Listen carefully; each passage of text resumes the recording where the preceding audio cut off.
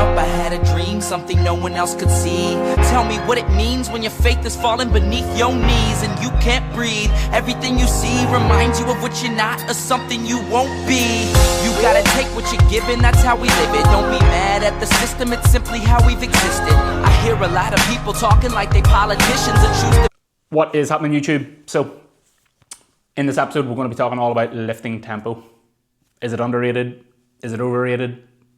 Let's talk about it. So lifting tempo can make or break an exercise. It is quite literally the foundation to an exercise and the return of investment that you're going to get. It is the base for exercise quality. So when we look at quality of an exercise, quality of your technique, the tempo is the absolute base of that quality. It kind of dictates pretty much everything. Not only does it dictate what you get out of every single rep and every set, it kind of dictates how well you even learn and use skill.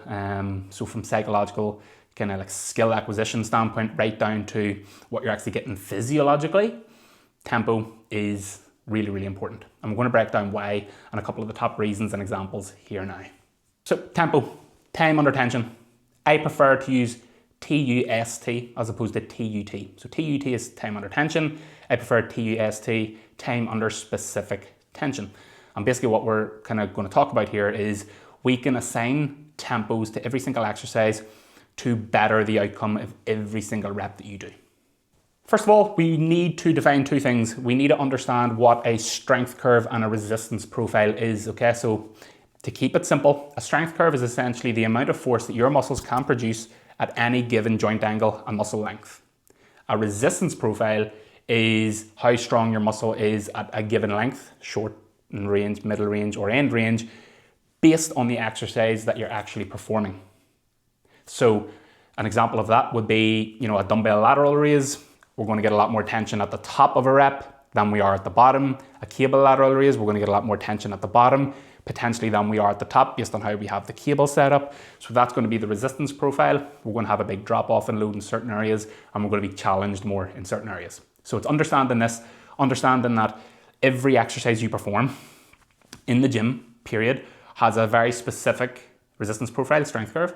And understanding that is that we can assign a tempo to meet the demand of that strength curve and that resistance profile to like 10x what you get from not even like a session or a set, from like a rep. Every rep you do, the quality standpoint and the ROI that you get from that when you start looking at like assigning a tempo that meets those strength curves, resistance profiles, is massive.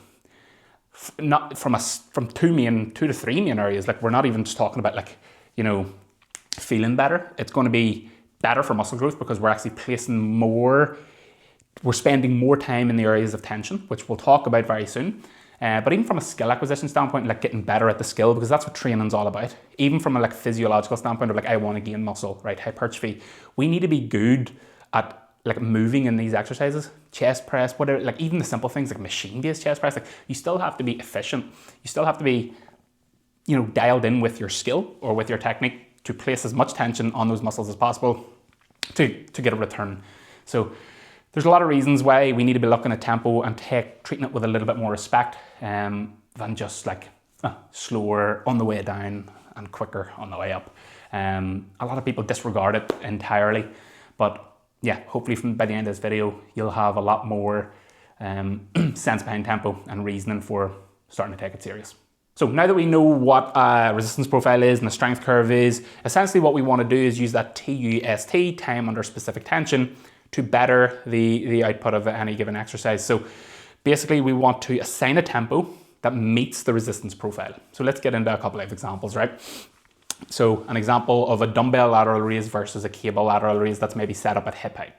Okay, so a dumbbell lateral raise, as we talked about, we're going to have a lot of tension at the top of that exercise due to obviously gravity pulling us down and the delt being, a lot more kind of worked in this top position. As we come down through the rep, we're going to have a big drop off on load and subsequently a lot less tension on that side delt. So what we're going to look at here from a tempo standpoint is I'm probably going to get someone to slow the top of their rep. So if we broke down the concentric, right, into two parts, here and here, right? I'm probably going to cue someone to like that second portion of the way up, go a wee bit slower, maybe get a split second pause at the bottom and initiate the eccentric a bit slower.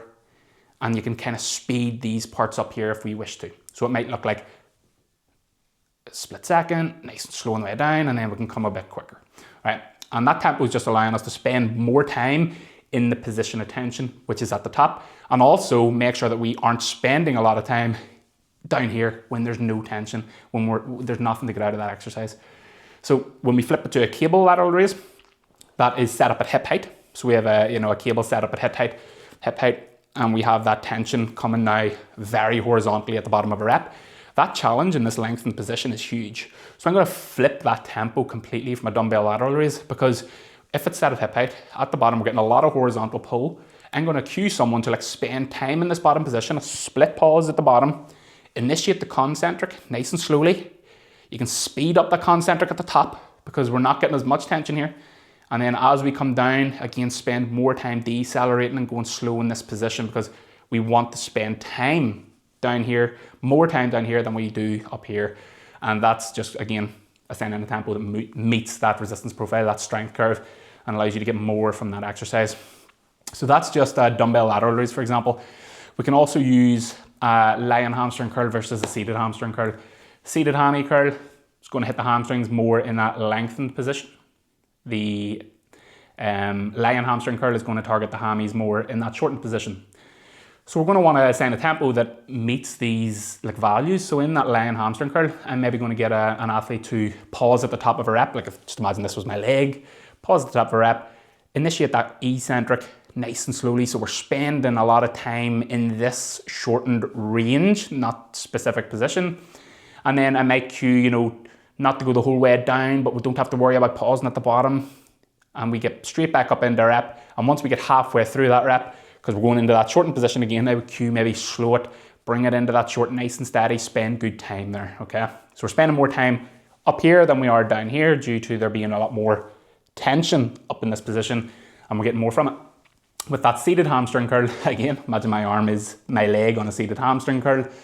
When we're doing this, we're going to get a little bit more tension through that lengthened range. So I'm going to get someone to maybe slow down this position, that eccentric, especially that second half of the eccentric, nice and slowly, get a split pause up at the top, spend time here, initiate the concentric in that lengthened position, nice and slowly, again to spend time there, don't just jolt through it, spend time, and then in this shortened position, we don't have to worry about spending as much time here as we do up here. So it's just understanding that every exercise has a specific, resistance profile strength curve. You'll get a lot of exercises that target, the shortened range.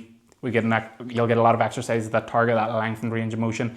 And then you'll get a lot of exercises that are mid-range focused. And what I love to tell people, with mid-range exercises, typical ones would be your standard kind of rows, like dumbbell rows, barbell rows, sort of very low incline chest presses, things like this. So whenever you're looking at exercises that are more mid-range dominant, these are your go-aheads for output. These are your exercises that you want to be thinking, right, it's about moving load here. It's about getting strong. It's about shifting, because we are the most stable in this position. We are very, very strong in these positions typically. And the exercises are usually set up in a way that we can be more stable to produce more force and, move more load essentially than we do in lengthened positions or, shortened positions. So it's a hammer curl. Standing up hammer curl is kind of hitting that mid-range of that bicep. We're probably going to be able to lift a lot more in that, hammer curl and be safer to do so than we are loading a big preacher curl with a 25, 30 kilo dumbbell. You're probably going to be safer doing that. And the same thing applies to a lot of other exercises. So those mid-range exercises, usually your go ahead to just, get in and get the work. And then once we're in either side of that, kind of the shortened range, the lengthened range, we're kind of looking at yes, we want to still push really, really hard, but we can start to look at maybe higher rep ranges, specific tempos, we've talked about this whole video, to match those strength curves and resistance profiles, and just get those extra 1% out of training, because they are so important. They are what make or break a program entirely. Honestly, it's not just about what you do, it's about how you do it.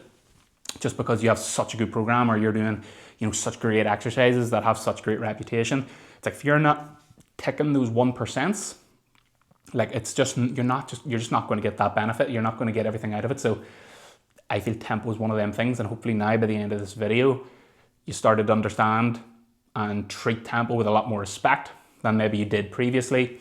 And it's just due to not understanding the kind of the efficacy and like what you really can do with tempo. You know, it's just a generic thing for most people. Most people just think, just slow on the eccentric, quicker on the concentric.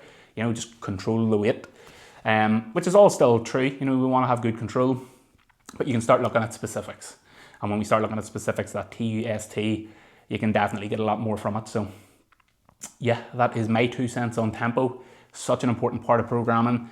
It really is a base that everything is built on. You know, it is the foundation to quality, and quality is the foundation to intensity, how hard you push, what RPE you push to. Quality is the foundation to volume, how much volume you do, how often you train. Like, tempo is definitely a pillar. So start treating it with respect, start giving it more of a place and more of a role in your program. And I suppose it'll actually help you understand your exercise selection better as well. It'll help you learn a little bit more about your technique, what you want to be cueing and what you need to be looking out for. So yeah, I hope that all made sense. If you have any questions or like kind of want to talk about anything that I've talked about today, do not hesitate to send me a message on Instagram specifically. I get back to a lot of the DMs and messages on there. But yeah, other than that, that is my tempo rant over. Hope you all enjoyed it. I will be doing a lot more short videos like this on specific wee topics like this as well, going forward, and hopefully just kind of bring a new light and more, like I said, context and more depth to these things that just don't get enough attention in modern powerlifting kind of strength-based programming. So yeah, hope you enjoyed it. Keep your eyes peeled for the next one, and if you need me, if you have any questions, hit me up on Instagram.